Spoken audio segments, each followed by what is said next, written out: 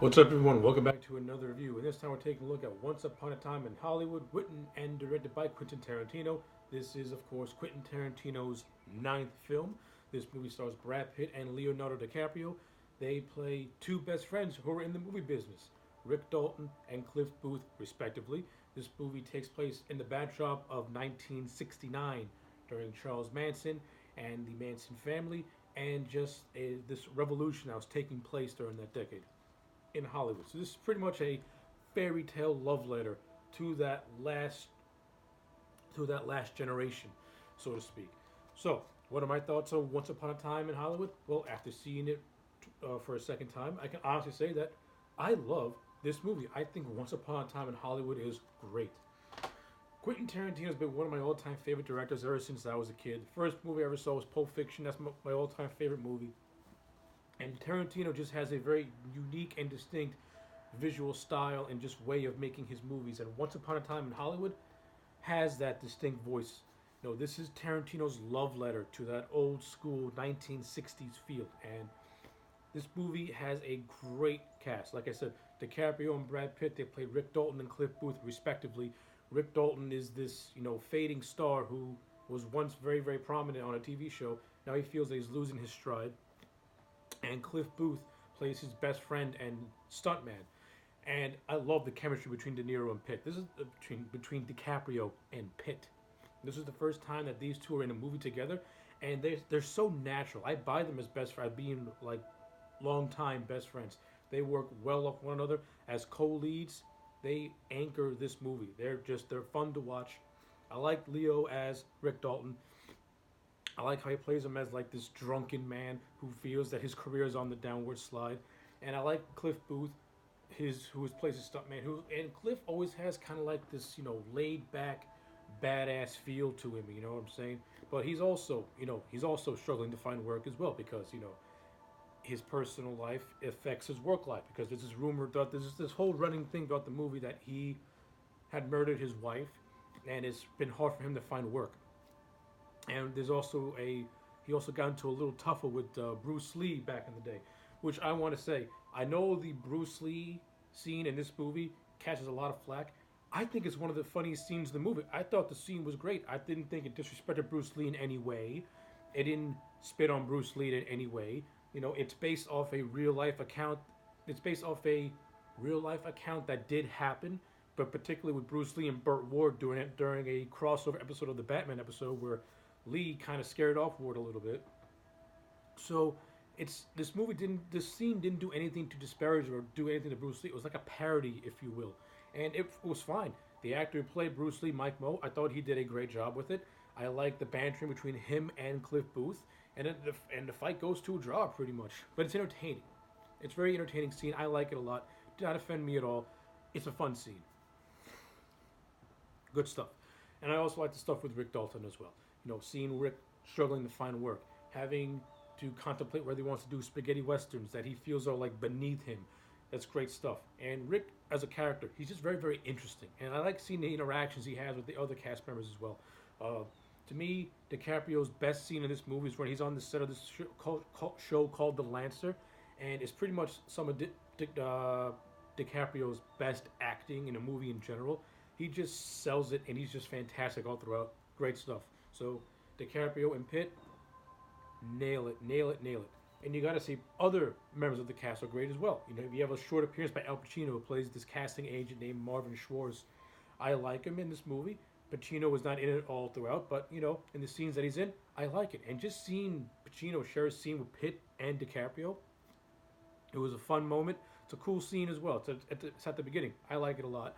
Uh, Margot Robbie plays Sharon Tate in this movie, and now a lot of criticism was named at this movie because it didn't feature Margot Robbie enough as Sharon Tate. I thought the movie featured her just enough. With all the heavy drama that surrounds the characters of Rick and Cliff and everything else this movie has to offer, Sharon Tate in this movie, she's kind of like the heart and soul of this movie. She's like that joyful innocence of this movie. Every time we see Sharon Tate in this movie, she's portrayed in a very positive light. She's portrayed in like this kind of like this happy-go-lucky type of way. She's not dreary or anything like that. she brings like a joyfulness. And I thought Margot Robbie did a fantastic job playing Sharon Tate. You know, it doesn't matter if she didn't have enough dialogue or enough scenes. She had enough scenes to pretty much make you like to pretty much convince the audience that she is the shining light in this world. She is this glimmer of positivity in a way, and I thought Margot Robbie played that innocence really well. I thought she did a really good job.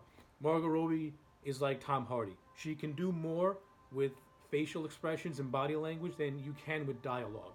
Not saying she can't deliver her dialogue, because in the few times she does speak in this movie, she does well. But it's mostly just her presence and just that beaming personality that she gives Tate that gives this movie some depth and some heart and soul, and I like it a lot. And I also like this underlying story where Rick wants to befriend Sharon Tate and Roman Polanski as a way to kind of save his career. So because that's and I think that's actually pretty funny too. And I like how the ending of the movie kind of pays that off, which is pretty cool to itself as well. Uh, Now, the directing in this movie is fantastic. As usual, Tarantino does a fantastic job with this direction. The production value of this movie is spot on. He really captured that 1969 era with the wardrobe and the costumes. I like seeing these movie sets. They all look great. Now, of course, these movie sets are all westerns, which has pretty much been the motif of Tarantino's movies going back to Django Unchained, where he's been doing a lot western vibes to his stuff lately. And I like how this movie kind of continues that notion of the whole Western hook that Tarantino's been doing lately. And I like it a lot. I think it's really good stuff. This movie has a lot of really good directed scenes. I think for me, particularly, the best directed scene is the Spawn Ranch scene. And the Spawn Ranch scene is creepy, it's intense, and it's atmospheric. So pretty much Brad Pitt picks up this hitchhiker called Pussycat, who is a part of the Manson family, and of course throughout the movie there's some scenes peppered throughout where when Brad's driving around Hollywood he sees Pussycat and Pussycat's constantly asking for a ride and Brad's character doesn't do it until now. So takes the Spawn Ranch and once they get to Spawn Ranch, this sense of eeriness and dread just befalls over you. Just the way Tarantino shoots it, you know, it has a very cool Texas Chainsaw Massacre vibe. And if Tarantino were to do a horror movie, he'll be making a fucking scary horror movie because this was a something that you would see in a Texas Chainsaw Massacre. It just you got this community of hippies, and there's this one moment where all these hippies are just standing and just staring at Cliff. It's not saying a word, not doing a thing, and it's just so eerie and just so creepy and slightly terrifying in a way. As he goes to visit George Spahn, who is loaning out his ranch to Charles Manson. And again, the Spawn Ranch stuff, great stuff. And Bruce Dern as George Spahn, I like his little cameo as well, and I like the interaction he had with Cliff Booth in that scene. Well done stuff, really good stuff. Another thing I like about this movie is just the little side characters we get. You know, we have a Luke Perry who's in this movie. Timothy Olyphant is in this movie as well. They share scenes with DiCaprio on the set of the Lancer TV show. They're good in their roles, as minor as they will, but they stand out. Good stuff. Like I said, the story. This movie's divided. Like I said, this movie's divided into separate narratives. So you have the Sharon Tate narrative, and you got the Dalton and Cliff Booth narratives, and they're all handled fairly well as their own little independent stories that do merge at the end of the movie. And speaking about the end of the movie, we get to the climax of this movie, which is now throughout this movie, it's been portrayed more as like a comedy dramedy, and not really a typical Tarantino movie.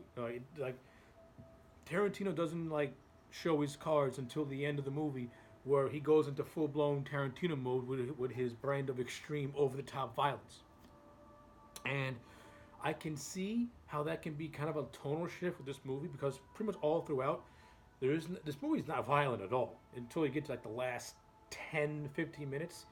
And yeah, it's a complete tonal shift because it doesn't really fit the rest of the movie and what he was going for. And I'm of two minds about it, to be honest with you. I like the alternate history take he uses with the ending, where the Manson family do not kill Sharon Tate. It's actually Dalton and Cliff Booth they go after, and Cliff and Dalton pretty much just massacre the Manson family themselves. So I'm okay with with that alternate take. But what I'm still on the fence is that how it kind of is, it just has a tonal shift. How it, you go we go from like a pretty much different type of Tarantino movie, and then we go into that just that typical Tarantino movie in the last 10 minutes, and it kind of like I don't know, kind of shifts the tone a little bit. Which again, I don't hate it. I'm just of two minds about it. I don't know how I feel about it, but I do like it, and it's a great climax as well. And it's a nice little love letter and a nice little show of respect to the victims of the Tate LaBianca murders. Like in this movie, they get to have the happy ending that unfortunately they didn't get to have in real life. So I kind of like that little tribute Tarantino pays to Sharon Tate in a way. So I thought that was really, really well handled, and I really like it a lot. And it pays off Dalton's little subplot about him wanting to befriend Sharon Tate. It just so happens he befriends Sharon Tate after he gets attacked by the Manson family, and pretty much she invites him up to the house to have drinks as a way of being a good neighbor. So I like all that stuff. Whew. Okay, well, there's obviously a lot more to talk about with this movie, but those are just my bare bone general thoughts. Overall, I love Once Upon a Time in Hollywood. I think this movie is great, despite the criticisms I do have with it, with the tonal shift at the end. I'm gonna give this movie an overall 9 out of 10. If you have not seen this movie, go out and watch it. It is damn good, and and it's Tarantino. The man is yet to make a really bad movie. The worst movie I can say by Tarantino is Death Proof, and it's just because it's not because Death Proof is a bad movie, just because I think it's one of the weakest movies. But this clearly one of his strongest movies. So yeah, 9 out of 10 for Once Upon a Time in Hollywood. Well, if you've seen this movie, let me know in the comment sections down below. If you've not seen this movie, go out, watch it, and let me know what you think about it. Like the video and subscribe, and I'll check you back next time for more.